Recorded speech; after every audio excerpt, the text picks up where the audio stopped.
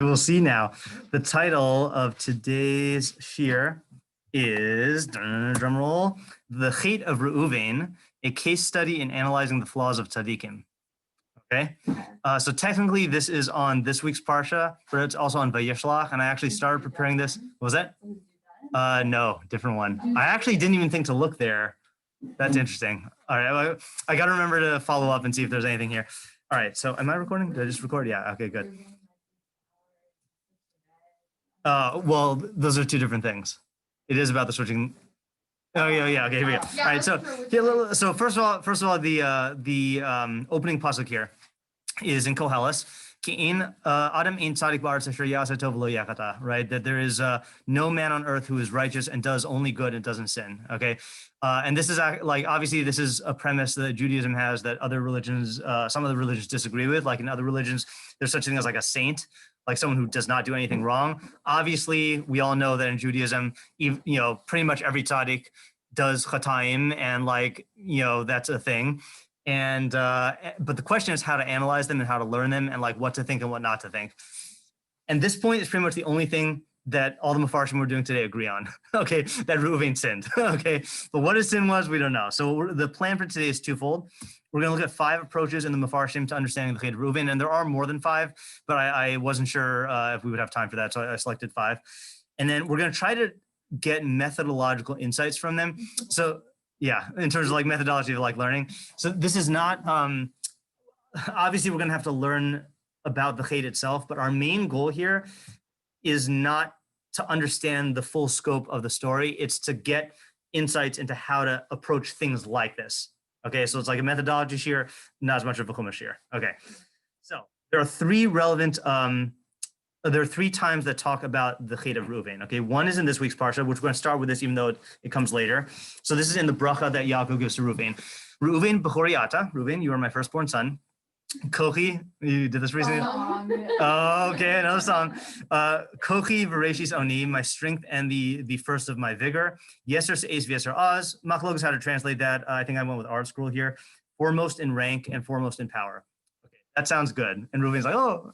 And then he says, Pachas kamayim al tosar. You were unstable like water, or I think art scroll translated as impetuous like water, meaning like water like goes everywhere, and al tosar, you will not be in a position of superiority. You won't be foremost. Ki alisa mishkave avicha, you went up onto your father's bed. Az chilalta yitzui Allah, then you desecrated him who ascended my couch. Whole machlok is about who he desecrated. Okay, we're not going to go into that either, but this is alluding to some sort of sin that he did. Okay, so what's the actual sin? So this is at the end of Yaakov's life. Much earlier in Parshas Vayechi, we see this one very mysterious pasuk. The context is Binyamin was just born. Okay, right after that, it says one pasuk. Vayechi bishkon Yisrael ba'artzahi. It was when Israel dwelled in that land. Vayelech Reuven. Reuven went Vayishkav es Bilhah, and he slept with Bilhah. Okay, and who was Bilhah? Yeah, who specifically? Who's it was Bilhah was. No, Bilhah's for before. Was Rachel's maidservant. Okay, so Pilegesh Aviv, the concubine of his father. Okay, Vayishma Yisrael, and Israel heard, and then it chops off mid-sentence, starts a new paragraph. Same pasuk, and says Vayihi b'nei Yaakov shnei masar, and the children of Yaakov were the sons of Yaakov were 12. Okay, so it even looks weird in the pasuk. It's like moving on. Yeah, it's like, it reminds me like how like in the olden days when someone was like on stage and they would take the cane and like pull them off stage. It's like like it's the narrator's talking and then suddenly like whoop, there were 12 sons of Yaakov. Okay, all right, so that, it's just very weird. Now, if you just read this, what would you think Reuven did? He slept with Bilhah. Sounds like it, right? Okay, so we're gonna see it's not so simple, right? Okay, and then the last reference is one that I would not be surprised if nobody has seen, because it's in Dveri Hayamim, and who learns Dveri Hayamim? Okay, so it's Dveri Hayamim, and it says, the sons of Reuven, the firstborn of Israel. He was the firstborn, but when he defiled his father's bed, his birthright was given to the sons of Yosef. although not to receive the hereditary right of the firstborn, for Yehuda prevailed over his brothers, and the ruler was to come from him. But the firstborn's portion was Yosef's.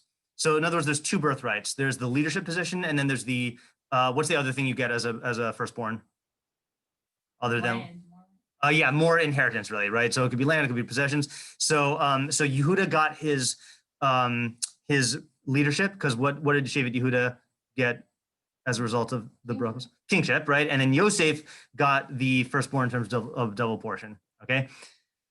So none of these psukim really spell out exactly like what the Cheit is, okay? So the Gemara says, famous Gemara, Amr Shmuel, have you seen this? Yeah, Nachmani, yeah. Yeah, and I think also, there's a couple people it mentions in this Gemara. I didn't go through the other ones. Amr Yochanan, Kol ha'omer Reuven chata eno ela toeh. If you think Reuven sinned, you're just making a mistake, okay? Shneimar, as it says, Vayechi bnei Yaakov shnei masar, says that the sons of Yaakov were 12. Malamed shekulim ka'achas. This teaches that all of them were equal, and it means equal in righteousness. Okay, but then what's the question left over after you see the Gemara? Right. So what did he do? Right, and the pasuk does say he slept with Bilhah. So the oops, yeah. Did I not? I think. Why would the assumption be that he wouldn't be counted as part of the 12 if he sinned? Like, can he still sin and be part of the 12? Yes. Okay. Good question. So the Ramban is going to address that. Okay. I think I accidentally deleted the other part of this. The other part of this says, so then, oh, hold on. Oh, no. Okay. I delayed it. Okay. So, I just switched the thing. Okay. The one question we're going to address here, we'll get back to the Gemara in a second, is what did Reuven do and why did he do it? Okay. And again, we're just looking at this to survey the shitos. We're not going into the full story. So the Gemara says then, Ela ma'ani makayim vayishkav es bilhah pileg aviv. So then what do I do with the pasuk that says he slept with the concubine of his father?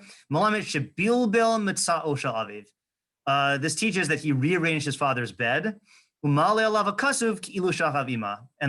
the pasuk considers it as though he slept with her. Okay. Yeah, right. You know that there's some kid in elementary school somewhere who like got that message from this, you know. Okay, so this is kind of unclear. So Rashi interprets it. I guarantee you that if you learn this in elementary school, this is probably the version that you learned about the moving the beds thing. Right? Yeah, okay, right. So this is a Rashi. Okay, Rashi is getting it from Chazal, but he's just elaborating. He says, Vayishkav Bilhah, mitoch shebilhu mishkava ma'ale alav ki'ilu shachva. So because he moved the bed, the pasuk says it's as though he lay with her. Why did he arrange and desecrate Yaakov's couch? Because when Rachel died, Yaakov took his bed, which had always been placed in Rachel's tent and not in the other tents, because obviously she was the favorite, and he placed it in Bilhah's tent. Reuven came and protested against the insult to his mother, saying, if my mother's sister was her rival, should the maidservant of my mother's sister be rival to my mother? So what did he expect Yaakov was going to do when Rachel died? Put it in Leah's tent, right? But instead, he goes and puts it in Bilhah's tent, which is a big diss to Leah, okay? Yeah. In Reuven's mind. It's not even like Rachel's maidservant, it's her own maidservant. No, it is Rachel's maidservant. Oh, yeah. You know? I also, by the way, if you see me hesitate, this whole story, I keep on getting mixed up about whose was whose. Okay, but yeah, it was in his the maidservant of my mother's sister, meaning the maidservant of Leah. Okay. What did he do by the Judaim? I did not see those two stories as connected. And all it says is that he went and gathered Judaim for his mother. And then the rest of the story, he's not. I don't think he is. I don't think. Yeah, it's just them making the deal. Yeah, I have to go see if there's some connection there with Reuven, because I actually did make it my goal to look at other incidents of Reuven in exploring this, but I just totally forgot that he was involved in that story. Yeah. Okay. So what is the, and then the last thing is Vayechi bnei Yaakov shnei masar. Rabbi Sina darshu, so he just quotes the Gemara. Lomdeha ba shekulam shavim v'kulam tzadikim shelo chata Reuven. So this teaches that they were all righteous and that Reuven didn't sin. Okay. Now, obviously he wasn't totally righteous because like he gets called out in the Yaakov's brachos and criticized, right? But it means that he didn't do a sin. So this first shita, which we're calling Chazal and Rashi, is he moved Bilhah's bed for Leah's honor, right? He felt like it was an insult to his mother, okay? So that's what he did, and that's why he did it, okay? Yeah, now just very, very briefly, like why would this be considered bad in any way? He's like getting involved in a part of his parents' life that isn't really. Yeah, I think something like along those lines, right? Is that like you don't really get involved in your parents' marital life. Okay, like that's not your territory. Okay, so maybe there's more than that, but like that's on the surface that's what he did wrong. Okay. Well, it's Yaakov's bed that he. You're right. It should be Yaakov's bed. Yeah. Okay. The Netziv, who's not a Rishon, but I don't learn him much, but he has a good shot here. Oh, I totally forgot to give credit, by the way. I got lucky. I wanted to give a shiur on this, and Al HaTorah has all of these like Parsha resources, and they basically had a thing on this, and so I didn't have to find any of the sources. They had all the sources listed here, so it was very, very. If we have time afterwards, I'll show you the feature in case people aren't aware of it. So the credit goes to them for doing the research this time. I barely had to do any research. Okay, so Netziv says. Oh, and if there's any mistakes, it's their fault. No, I'm just kidding. So Netziv says the explanation of he lay with Bilhah is clarified in Parshas Vayechi, where we are forced to say that he didn't do a sexual act, chas v'shalom. Rather, he watched over to prevent his father from coming into her room. Now, if that sounds awkward, it's because it is. Okay, it's going to get more awkward in a second. Okay, so what did he do? So now this is in Vayechi. The clarification of, for you ascended your father's beds. Oh, and by the way, mishkavei avicha literally means beds, plural, okay? And that's one of the questions, why does it say beds, plural, okay? So it says, it is clear that Reuven didn't sleep with Bilhah, chas v'shalom, but rather that which was written and he lay with Bilhah means he lay in her tent so that Yaakov couldn't come to her, okay? Reuven did this because he sensed the pain of his mother. So in other words, factually speaking, what did he physically do? Yeah, he basically like camped out in her tent. Okay, and Yaakov was going to be going there, presumably to have relations with her, and he sees, oh, who's this? I hear a man snoring. Oh, Reuven is like sleeping here. Weird. Okay, yeah, and that's what's going on here. Then the Sif goes on. He says, even though the essential sin wasn't as severe as if he had slept with her, chas v'shalom. You see, by the reason why I included the chas v'shaloms, he really doesn't want to say that Reuven actually slept with Bilhah, probably because the Gemara says if you say that, then you're making a mistake. Nevertheless, it was inappropriate. Yeah, so this is like more inappropriate than Rashi's interpretation of moving the bed. It's like he's sleeping in his father's wife's private tent, so that his father won't have relations with her. What did Billy even think? So yeah, nowhere in any of my learning of these sources did we see any reaction on the part of Bilhah. Only Yaakov and Reuven. So I don't know what she said. I also don't know what like the status was of concubines or like maidservants. I don't know if maybe she just like didn't feel it was her right to say, like Reuven's the first. I don't know if there were like other political things that I don't know about. Like they would just hang out. Yeah, right, that could be also. The other thing also, which I was thinking about in the way over here that I wish I would have done research on, is how old was everyone at the time.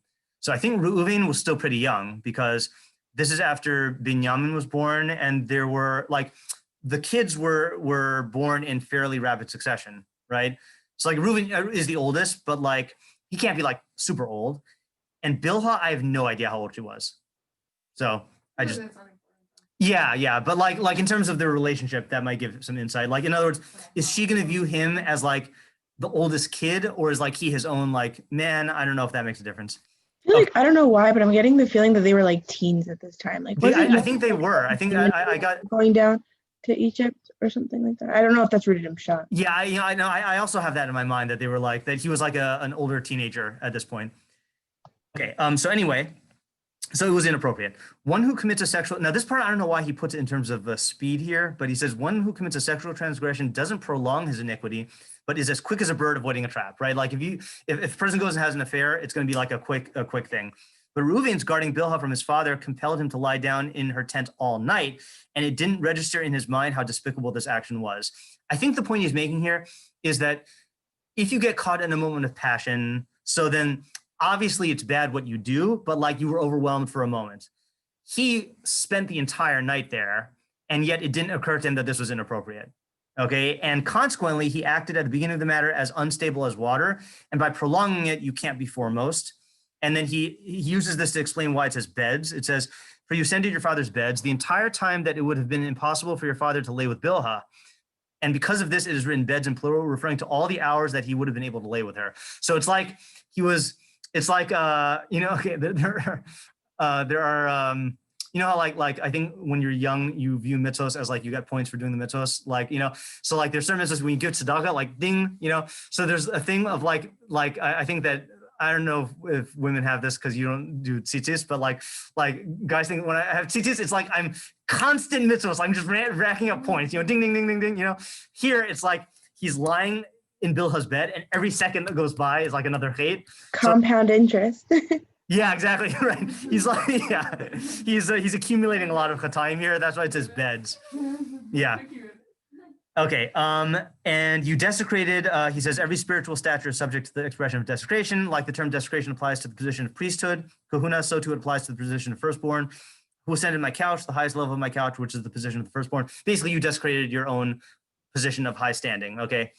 That's how the Netziv takes it. So, summary, he spent the night in Bilhah's tent, also for Leah's sake, okay? But he was preventing his father from sleeping there. Now, what is the advantage of what would you say is the main difference between Rashi's shot and the Netziv's shot in terms of how they interpret the words in the psukim? Yeah. One is he dealt with the bed, and one of them was he was actually in the bed. Okay, good. So which one is more literal? The Netziv. Netziv, right? So the Netziv's advantage is he actually takes the pasuk at face value. He lay with Bilhah, not in the euphemistic sense of he slept with her, but he lay with her. So he's taking that literally, okay? Rashi is saying, no, he just moved the bed, but the Torah considers it as though he slept with her because it was inappropriate, okay? So slightly different nuance here, but same basic pshat, okay? Just a side note here, according to Rashi, or really according to the Gemara, how could the Torah say that it's as if he slept with her when he didn't really do it? So I meant to incorporate these into the PowerPoint, but I didn't have time. The Torah will do this a lot, is exaggerating the chatayim of tzadikim and saying them in very like hyperbolic terms when they didn't actually do the thing. Have any examples that come to mind? Because I thought of 3. Where the Torah like the Cheit wasn't as big as the pasuk makes it sound. So 3 examples I can think of. One is Shlomo HaMelech. So it says Shlomo HaMelech married many foreign wives, and then it says, and Shlomo built an altar to this avodah zarah, and he built a temple to that avodah zarah, and he did this stuff. And the Torah makes it sound like Shlomo built these forms of avodah zarah. But in actuality, what actually happened? He married the women, and the women his wife. avodah zarah under his watch, and he didn't stop them. So the Torah exaggerates it and says like it's like you built it. Okay. Another example is it says that Shimshon married non-Jewish women. It's not that he married non-Jewish women. The Rambam explains that they converted, but they weren't sincere about conversion, and he married them because he was attracted to them. So the Torah blows it out of proportion. It's as if he slept with non-Jewish women. And then the biggest example maybe is Moshe Rabbeinu, is when Hashem tells Moshe and Aaron that they're not going to go into Israel, he says, Yan lohem mantem bi lahagisheni. You didn't believe in me to sanctify me. So like you lacked emunah in me. Now, if there's anyone who didn't lack emunah, it's Moshe. Okay, but the Torah like says you lacked emunah in me, and the meforshim explain why it uses such dramatic language. But I'm just trying to show you that like there is precedent for this, which is the Torah will exaggerate the sins of tzadikim to show like how severe it is in their framework. Like Hashem holds tzadikim to a higher standard. Okay, next pshat, Radak. Reuven went to the tent of Bilhah and lay with her, and that's what the Radak says on that pasuk. Or on that phrase, okay? So what can you infer from here? He literally slept with her, okay? But then the Radak goes on and explains, okay? His father's concubine, the wife of his father was called a concubine. You guys know what a concubine is? Like, in general, it's like a ish wife, like kings would have their wives who were like— They don't have any rights, right? Concubines. Say again? They don't like get ketubah. Yeah. Ketubah. Oh yeah. I don't even know how it works in Judaic law, by the way, but like just in the olden days, kings would have like these like other like women that were I don't want to say contractually obligated with, but like married but not full marriage. Okay. Anyway, the wife of his father was called a concubine. For Reuven thought that she would not be prohibited to him, since she started out as a maidservant and afterwards his father took her as a concubine. Okay. So what does this tell us about the nature of Reuven's Cheit? He made a mistake. Okay, this is B'shogeg. Okay, and then now the Radak goes on and explains the verse testifies about her that she was a wife to him, as it says, she gave him to Bilhah, her maidservant, as a wife. And she was prohibited to Reuven because Bnei Noach were commanded regarding arayos, as we have written. Just side point here, we have 30 arayos. I think it's 30 or 35. I forget which one. Yeah. Yeah, I think it's 30. I mean, it's 30 in Lo Sazes and Hilchos Yisur, maybe not 30 arayos, 20-something-ish arayos. Bnei Noach have 6. Okay, so it's also for, and remember this goes both ways, for man to woman, woman to man, but it's expressed in terms of man sleeping with with his mother, with his father's wife, with his maternal sister, with another man's wife, with another man, and with an animal. So those are the 6 arayos for Bnei Noach. And so sleeping with your father's wife is one of the 6 arayos for Bnei Noach, and that's the avera that he committed. Okay. And would it not be the case? Like, let's say she, like, what isn't it a violation on him too, not just because of her 7 mitzvahs Bnei Noach? What do you mean? Like he doesn't just have those 7 mitzvahs Bnei Noach, right? He has all the. Oh no, he just has 7 mitzvahs Bnei Noach according to Radak. Yeah, exactly. Yeah.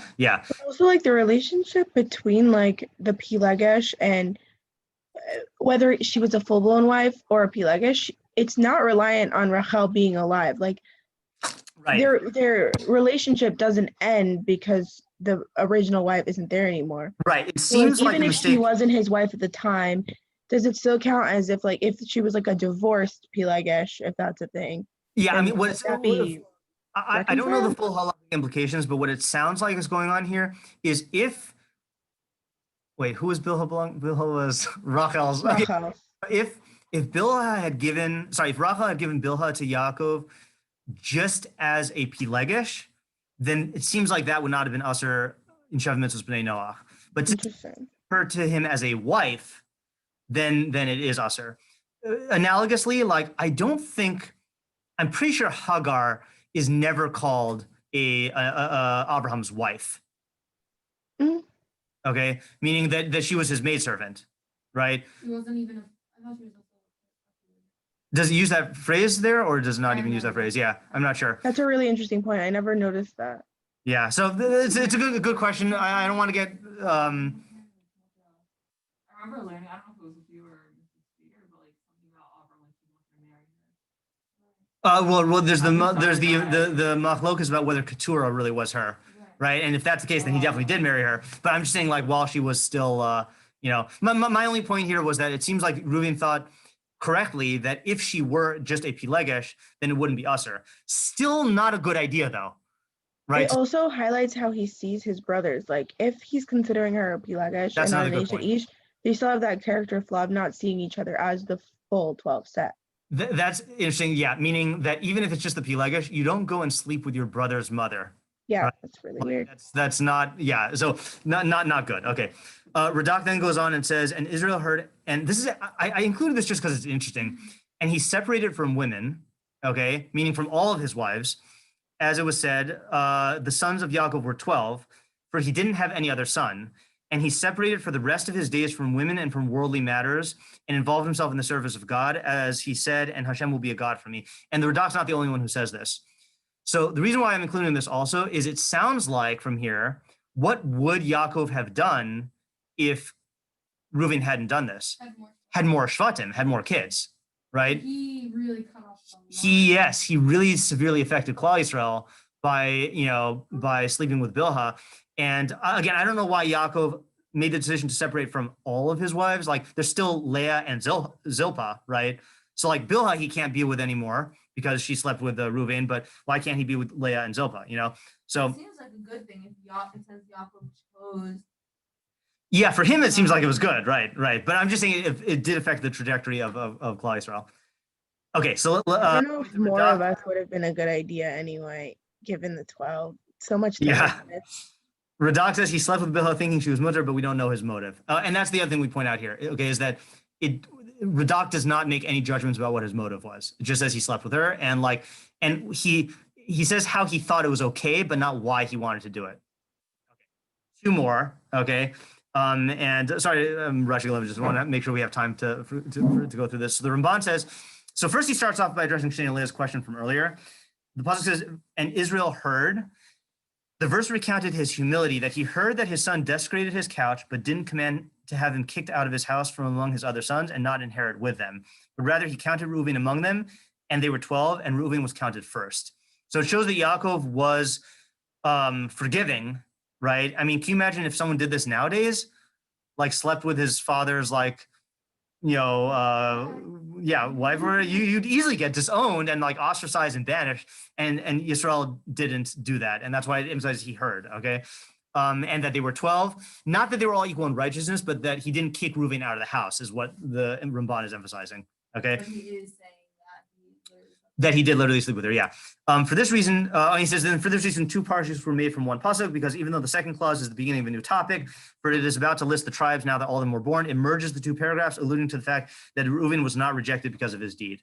Okay, fine, that's just a stylistic thing. Okay, but now he gives an explanation that's specific. According to the straightforward interpretation, it is possible that Reuven confounded Bilhah's bed by sleeping with her out of fear that Yaakov would bear more children, okay? For Reuven was the firstborn and expected to receive a double portion. And if Yaakov had more children, he would lose more than all of his brothers.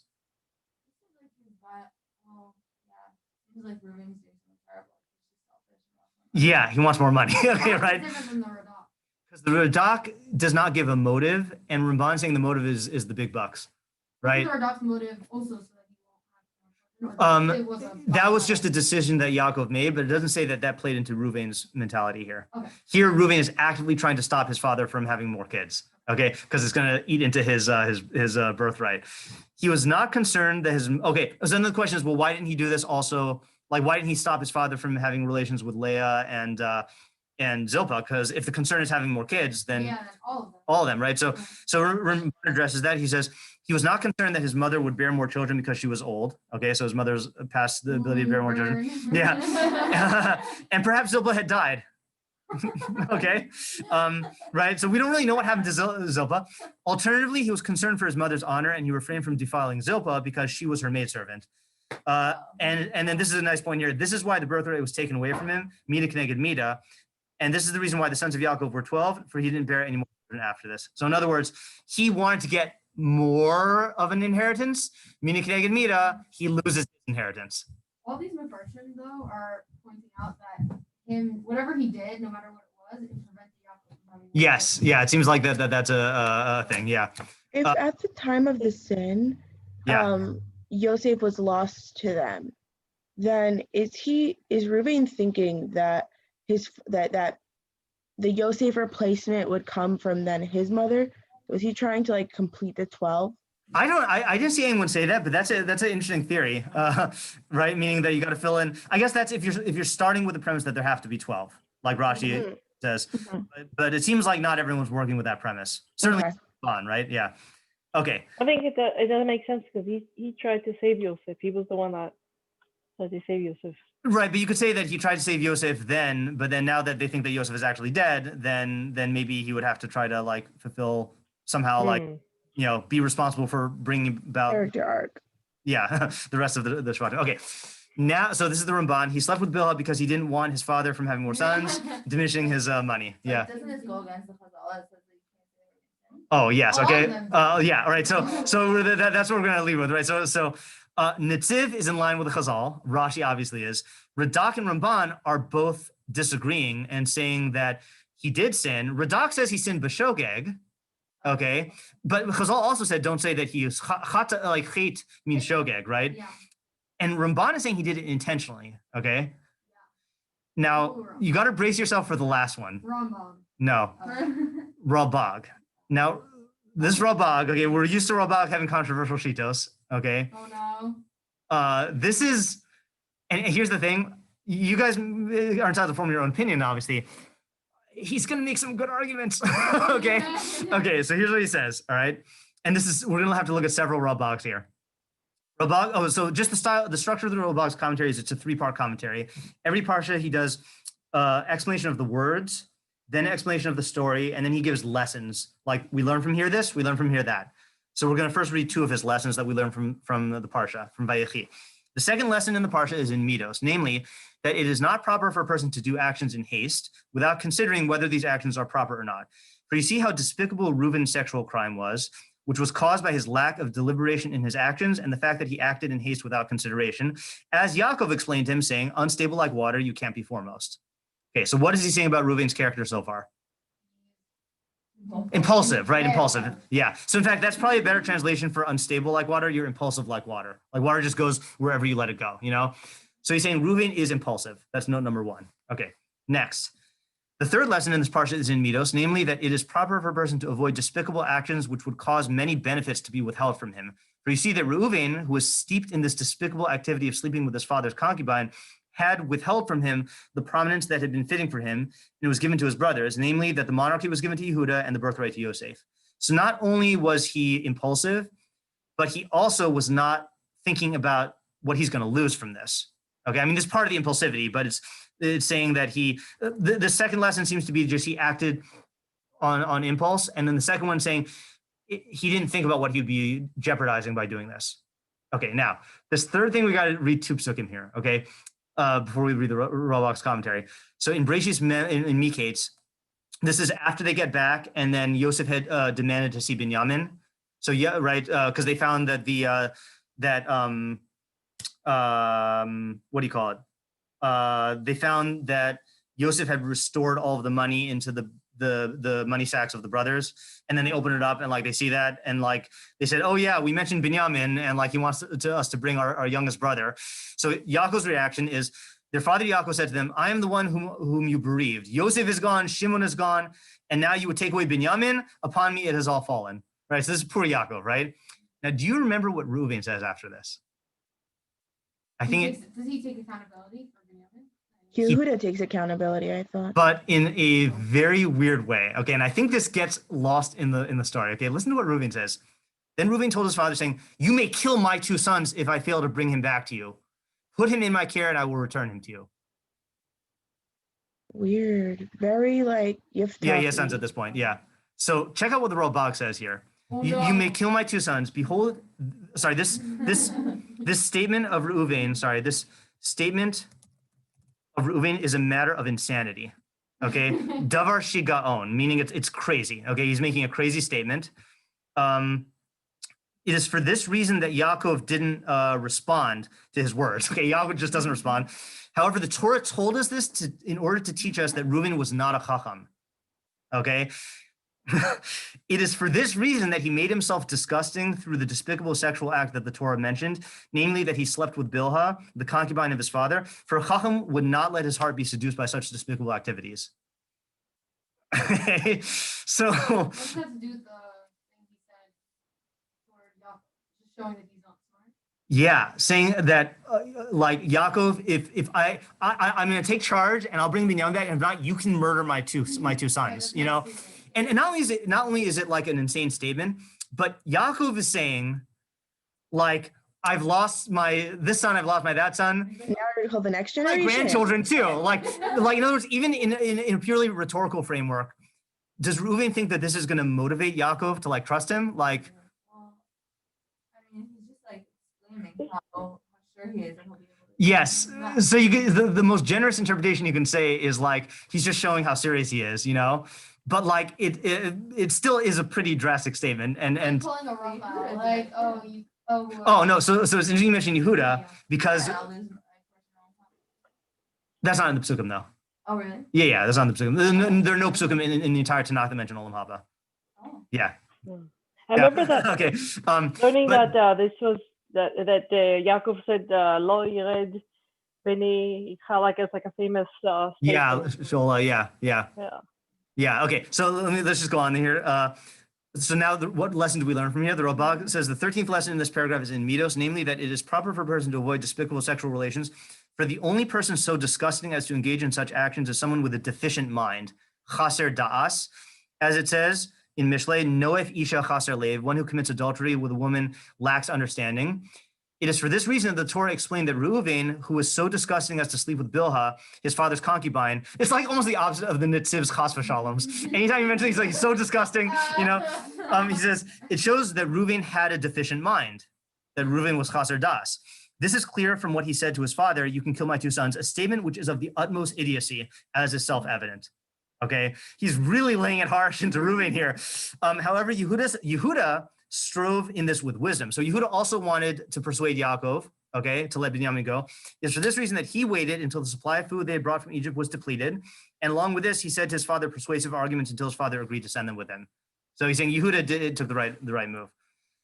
So the Rabag says he slept with Bilhah out of foolishness, lack of deliberation, and then presumably, although he doesn't state it directly, sounds like taiva, right? Because he keeps on calling this despicable sexual act, you know, and he's saying it as a guy who commits adultery, you know.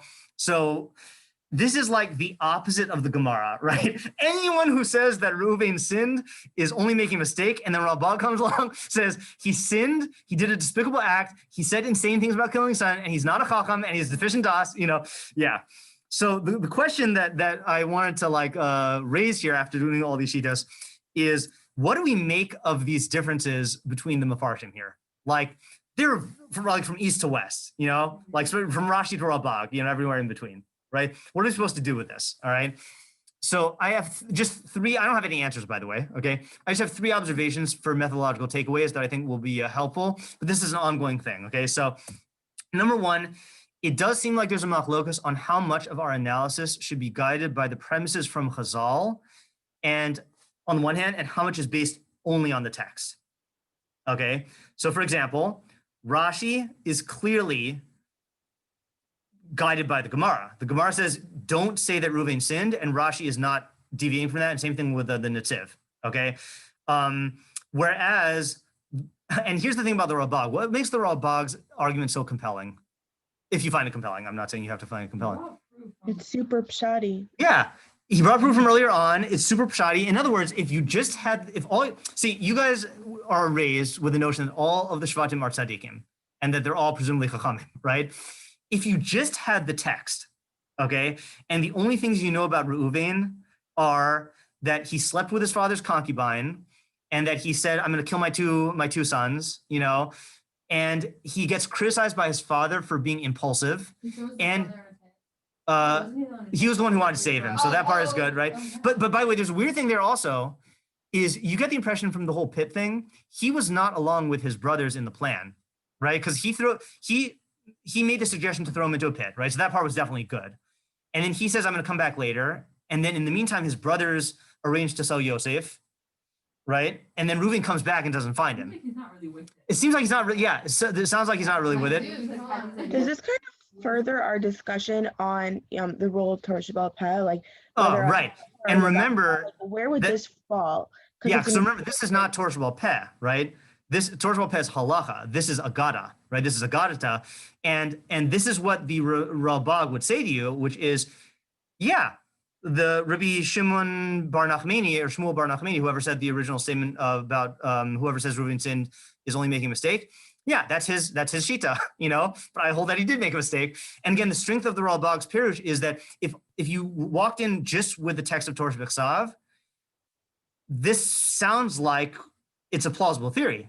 Like all the points point to this. It's only if you walk in with the premise that you can't say Reuven sinned and that they were all tzadikim that like you have to like find other ways to interpret it. And what I want to show you is one of the best statements. Oh, this will answer your question, Leah. Okay. Best statements of the Pshat meforshim on the relationship between Pshat and Midrash. Okay. This is the Maharikra in Shmuel Aleph Yud Zayin. He says, you should be aware that when the prophecy was written, now he's talking about like Nevi'im, but certainly the Chumash, it was written complete with all of its solutions so that future generations should not stumble in it. It lacks nothing in its place, meaning to be fully understood.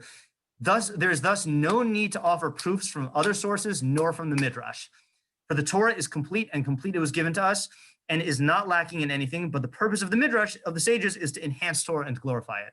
So what he's saying, and the Maharikra is very, very makpid on this throughout all of his commentaries, is all you need is the text of the Torah B'Chsav to answer all the questions.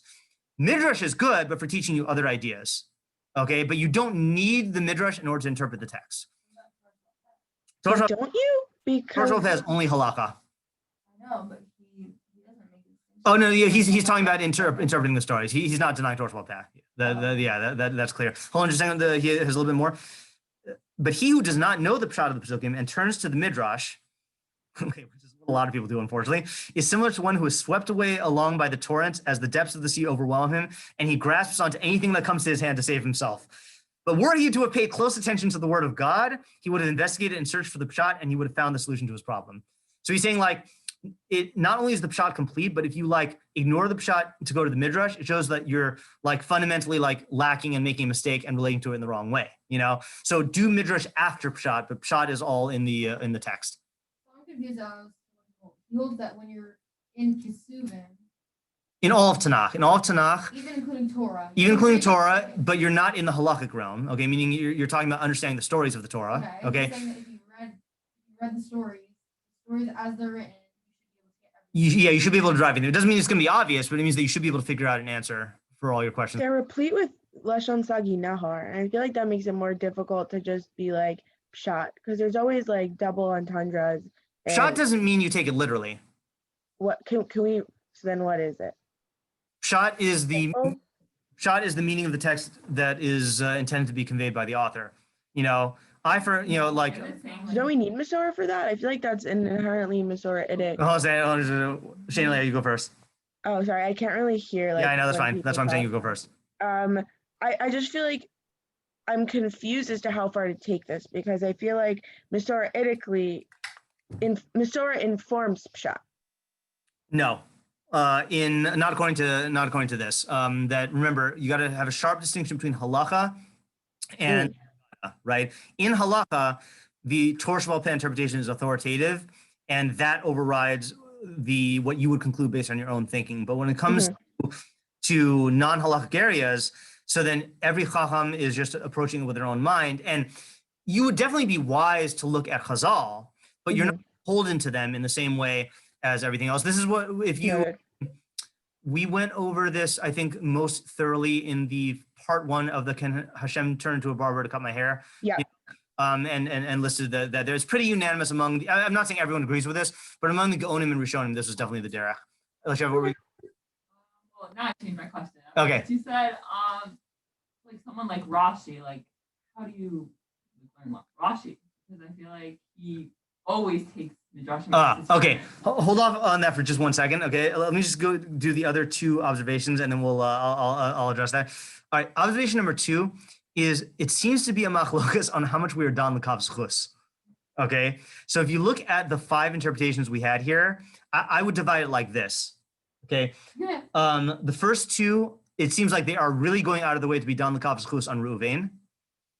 Ramban and Rabag are not at all trying to be dan l'kav zchus, and in fact, they're even, it turns out according to them, then Reuven had some bad mitos, or imperfections. And then the Radak is interesting. Radak is just saying, look, I'm just going to look at his behavior and try to figure out how he thought that this was okay to do, but I'm not going to even think about why he did it and like posit other character traits and stuff, Now, what did we learn about being dan l'kav zchus? For Tzadikim? Yeah, exactly, right? So if they're a known tzaddik, you don't have to look at this is just our chart that we made. If you're a known tzaddik and you do an ambiguous action, you're chayev to be dan l'kav zchus. And even if you do something that's seemingly bad, you have to go out of your way to be dan l'kav zchus, okay? So it seems like Chazal and Rashi and the Netziv, that's kind of the approach that they're taking for Reuven. The pasuk says he slept with Bilhah, but they're like bending over backwards in order to try to explain how it wasn't that, And the Rabag and the Ramban are not. And you know what they would probably say? What argument could they make? In other words, like this: if they heard that a tzaddik in their time, like did something sketchy, they would be dan l'kav zchus, but they're not doing that. This isn't just like you're observing something and being like, oh, I'm good. This is based on what the Torah says, and the Torah says everything for a reason. Good. So that is, I was going to say, what would the argument be? The argument is, yeah, if you see someone do something, then you're lacking information, okay? And therefore you should be dan l'kav zchus based on the person's character. But the Torah is presenting stuff to teach us lessons.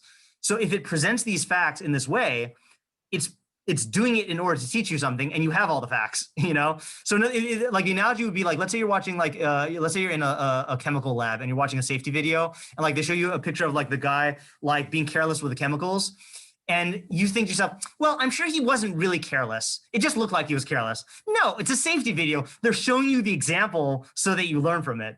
So that's what the Rambam is going to say, that they're showing, the Torah is depicting Reuven this way to show you lessons about what not to do. One more thing here, and then I'll stay over for questions. And this is kind of a weird one. These issues are intertwined. The first two issues are intertwined, meaning how does Rashi, like, in other words, how do we know whether to think Reuven is a chacham or not? Well, because Chazal say he was a chacham and a tzaddik. And if we take that into consideration as our starting point, then of course we're going to interpret his actions more favorably, you know? But like we're just working with the text, and that's our starting point, then like Going in the same direction as Chazal, and like we might not be down the Kopskus, you know? And there are perils each way. Okay, I don't mean to say that one opinion is better than the other. For example, like when you are analyzing the Chataim of Tzadikim, we know it's a big mistake to just treat them in the same way that you would treat an average person, because they weren't average people. And even when they made mistakes for different reasons than the average person. So you got to be careful if you're taking like a Ralbag and Ramban type approach, not to fall into the trap of saying, oh, these people were just ordinary people like us. But on the other hand, you can go too much in the other direction of when you say that these were tzaddikim, you almost like not dehumanize them. You you make them more than human. Okay. You make them into saints, and then you like end up making their mistakes so not mistakey that like you don't learn anything from them, you know? Also, I think that if someone is a tzaddik, We're you talking should go about out of your way to see, like, to make their interpretation as crazy as it sounds. Right. So I think it is different in cases, let's say, for example, when Moshe Rabbeinu does something that looks different, Moshe Rabbeinu is clearly depicted as a tzaddik. But what Robag is saying here, or is revealing, Reuven is never in Torsh Bechsav depicted as a tzaddik. About the meforshim. Yeah, Like the meforshim who write about Reuven. right. Even as crazy as it sounds that Reuven did sin, you still have to realize that this person who's writing the commentary, they are knowledgeable in Torah and they are tzaddik. That's also true. Right. But then we got stuck with the fact that they all say 5 different things. Yeah. Also, even the statement about him sinning, are we supposed to see the statement at face value? Oh, so that's one thing. Okay, good. So that's one thing is you see clearly the Ramban and the Radak and the Rabag did not feel beholden to that Gemara, right? Even so, like, could there be someone, or is there no reason to? Is there a reason to try to fit it in? Yeah, and that's what it seems like Rashi was. That's what seems like what Rashi was doing, and Rashi and then the Ramban in general will often do that. They often will take Chazal's interpretations as the ikar, and like and assume, and then work their pairs from there. Yeah, I'm going to officially end here now because we're past the time, but I'll answer questions as there are. Yeah, but answering your question about what was your question about Rashi again? I said, like, how can you learn Rashi when he always like bases his commentary on like statements of God? Yeah. Introduction?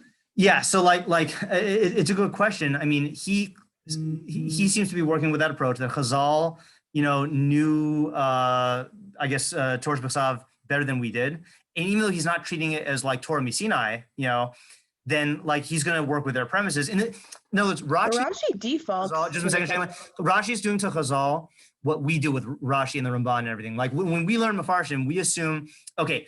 They knew Torah way better than we did, like Leah just said, and we kind of take it as though it's going to be a legitimate approach, and we just try to get whatever ideas we can get out of it. Rashi is doing that with Chazal, and whereas Rabag is taking much more the approach of like treating Chazal almost as a contemporary, like in the same way that Rabag would argue with another chacham in his own generation about like how to interpret Torah. He's going to argue with Chazal. Like he's going to be like, yeah, Shmuel bar Nachmani says, if anyone who says Reuven sinned is only making a mistake, well, I say he's making a mistake, Yeah, Shane, what were you going to say? The same thing. I was kind of like thinking, like, I remember like Rashi's Pshuto Shal Mikra, but then when either he feels like his interpretation is missing something or he doesn't have an idea, he tends to bring Chazal as like a supplement. Right. Well, this gets into a deeper question about Rashi, which is Rashi giving pshat or not? And that's a big focus, right? So if you say he's giving pshat, then I think the Elishav's question is much more pressing and urgent. If he's not exclusively giving pshat, And his bite-sized Rashi would bite-sized have no midrashim. problem with, let's say, another interpretation that like the Ramban gave or whatever, and he's just giving a separate idea, you know. Well, Mm. the Ma'aker's approach about Chazal, like Yeah. how is that okay? Sorry, say it one more time. How is the Ma'aker's approach about Chazal and how we take their words Yeah. okay? Because when it comes to non-halachic areas, then Chazal were chachamim like anyone else. I mean, there were greater chachamim, obviously, but like you know, there's only psak in areas of halacha. There's no psak in hashkafa or in interpretations of stories. So the fact that Chazal said it, remember, each agadata is just the result of the theory of the chacham who came up with it. You know. So like that's. You're saying when it comes to anything that doesn't have to do with direct halacha, Yeah. because stories are subject to personal interpretations, then those, because of that, Chazal's words aren't any better than anyone else. Or they're not more authoritative than anyone else's. They might be better, but they're not more authoritative. It's not like you have to accept them. Yeah, meaning Chazal were great chachamim, but in other words, there's nothing to say that like I'll give you an example. You know, Chazal. Let's say Chazal wrote.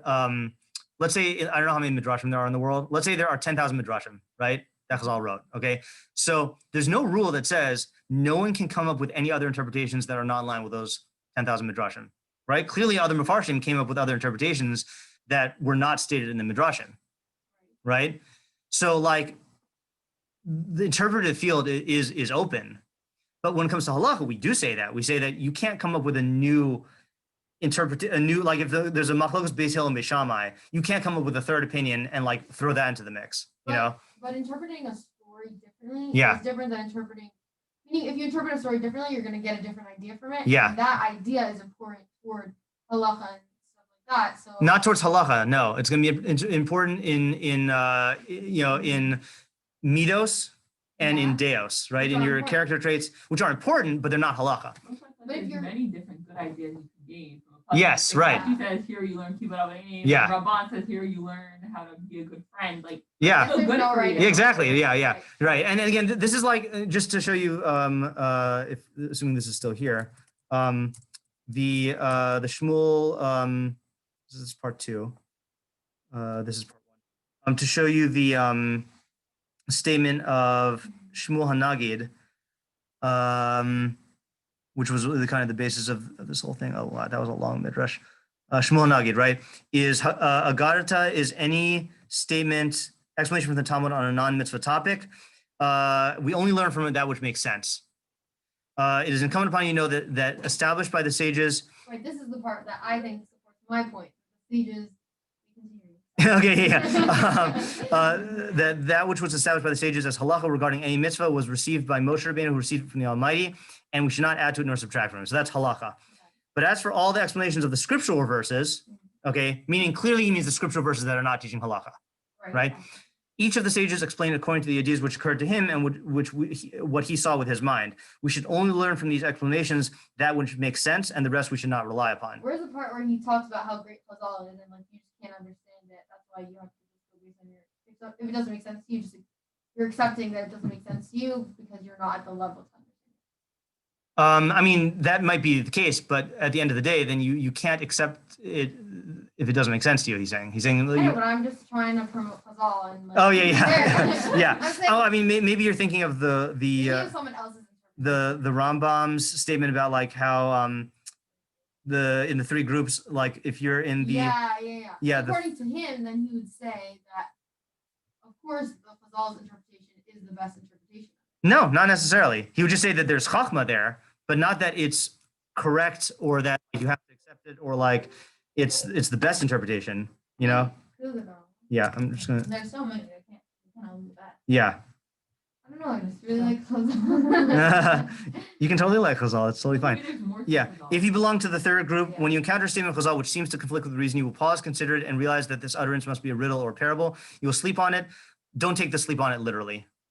Okay. Trying. Yeah. Trying. This is how I'm going to learn Midrashim. Trying anxiously to grasp its logic and its expression, so that you may find its genuine intellectual intention and lay hold of a genuine concept, as Scripture says to find out words of light. Meaning, realize, yeah, the deficiency is in you. You may not be understanding it, but there's nothing here that says that you have to accept it. Okay, and in fact, this was in the letter on astrology, which I also quoted in the other one here, in part 1. In the letter on astrology, the Rambam says, hold on.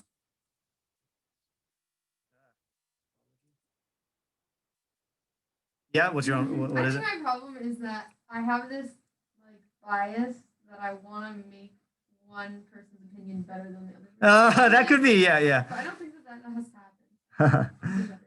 Where's this is the thing, okay?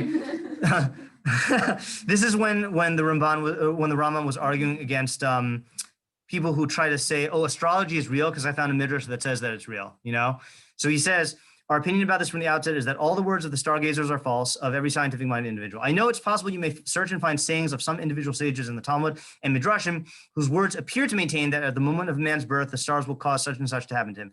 Do not let this be difficult in your eyes, for it is not a proper method. Oh, sorry. Hold on. Is that? Oh yeah, here we go.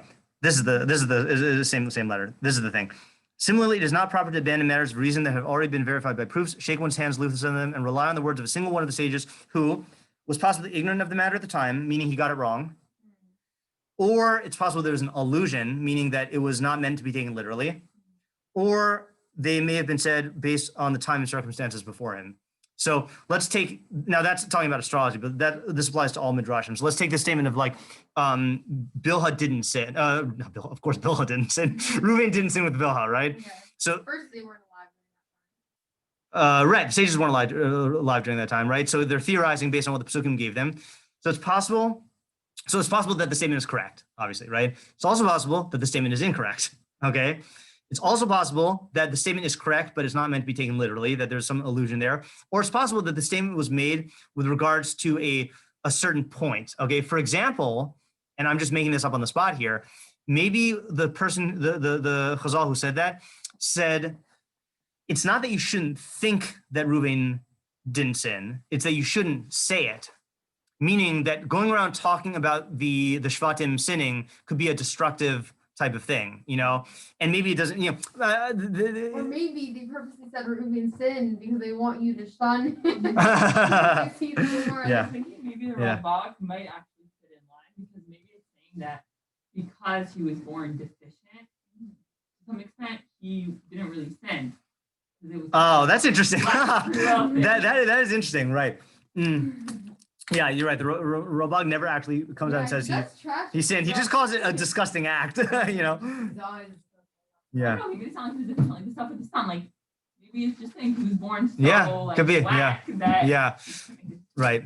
All righty. So again, no definitive answers. This is the learning Chumash, right? I mean, there's different methodologies, different insights, and so, I wanted to ask a question about. Oh yeah, sorry. Say again, Naomi. Okay, so I kind of wanted to ask a question that I got a little bit, I guess it's a little bit different than what I thought, that when he said that a pshat doesn't necessarily have to be taken literally. Well, I don't know if you were saying that, but. Yeah, I was saying like, just as an example. That's what I always thought, yeah. No, because pshat does not mean literal, right? Like God is in this week's parsha, Yisachar Chamor Garem. Long bone donkey. I don't think that's literal, because if he were a donkey, he wouldn't be able to give birth to human children, you know? Or Hashem Eish Ochlahu, Hashem is a consuming fire, you know? Oh, yeah. Okay. So what's the rule that you, you know, that you can't go against the pshat? I mean, I thought that there was some sort of a rule, but how do you understand that? Well, there's ein mikra yotzei midei pshuto. I think that's what you're thinking of. That probably should be the thing of another shiur, right? The subject of another shiur. That's it. Say that again, though. Say that again. Interpret that. Ein mikra yotzei midei pshuto. No verse departs from its straightforward meaning. Yes. Okay, that's what I got really curious about. Yeah. Maybe, yeah. Yeah. All right. So perhaps for a future session. All right. Good job. Shabbat shalom. Can I ask a quick question? Yeah. Do you have a recommendation for a Ralbag Sefer on Chumash that has an English component? Yeah, there's one called, so it's not really exclusively on Chumash. but it's on. Let me just look it up online here. Because yeah, unfortunately, there's none on Chumash. But let me show you two other ones. Hold on. You guys obviously are dismissed. You know, later on here. Don't save. Oh yeah. Oh, we're still recording. Whatever. We'll get the. Okay. Gersonides. What is it called? Seymour. Yeah. Here we go. So. Let me share the screen. Hold on. Share the screen. So if you are interested in an English book about Rabag, so this one is good. It's called Gersonides, Judaism Within the Limits of Reason. And it's all about the Rabag's hashkafa and like what is controversial and what is like not. It's beyond just his commentary. It's like about everything. And then another good one is Judaism in the Observatory, I think, or Torah in the Observatory. Yeah, Torah in the Observatory. Whoa. When I bought this book, it was not $109. I guess that means it's out of print. It was like, So the guy selling it is like, yeah, so if you can find this book cheap, Torah in the Observatory, Gersonides, Maimonides, and Song of Songs, and it's really about the similarities and differences between the Rabag and the Rambam. Okay. Yeah, Interesting. yeah. I Find a think cheaper one though. I meant more so like his like commentary translated. Yeah, so you're not gonna get that. Okay. Not until I write one. No, Can you? I'm not planning on doing Okay. the whole thing. No. All right. But yeah, but you'll find snippets here in this. Yeah. Yeah. All right. Thank you so Bye. much, Have a good Shabbos. Have a Shabbos. great Shabbos. Bye.